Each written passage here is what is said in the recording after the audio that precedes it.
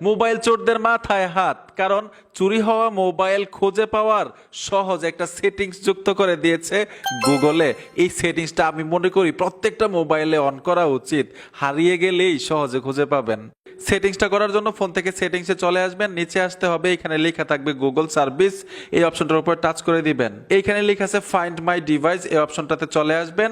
এইখানে লেখা থাকবে ফাইন্ড ইউর অফলাইন ডিভাইস, মানে ইন্টারনেট না থাকলেও আপনার মোবাইল খুঁজে পাবেন, এই অপশনটাতে চলে আসবেন।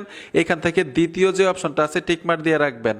চুরি হওয়া মোবাইলটা খোঁজার জন্য অন্য একটা মোবাইল হাতে নিলাম, যেই মোবাইলটা হারাই ফেলছেন ওই মোবাইলে যে জিমেল ব্যবহার করেন আপনার এই মোবাইলে লগ ইন করে নেবেন। তারপর সেটিংসে চলে আসবেন, গুগলে আসতে হবে, এইখানেও লেখা আছে ফাইন্ড মাই ডিভাইস, এই অপশনটার উপর টাচ করে দিবেন, নিচের অপশনটাতে ট্যাপ দিবেন। ট্যাপ দেওয়ার সাথে সাথেই এই জিমেলটা কতটা মোবাইলে চলতেছে শো করবে। যেই মোবাইলটা হারাই ফেলছেন ওই মোবাইলের মডেল নাম্বারের উপর টাচ করবেন, ট্যাপ দেওয়ার সাথে সাথেই দেখতে পাবেন মোবাইলটা কোথায় আছে। মজার বিষয় হচ্ছে ইন্টারনেট ছাড়াই কাজ করবে, তবে এটা টেস্টিং অবস্থায় আছে, অ্যাভেলেবেল হয়ে যাবে প্রত্যেকটা মোবাইলেই। অবশ্যই সেটিংসটা অন করে রাখবেন।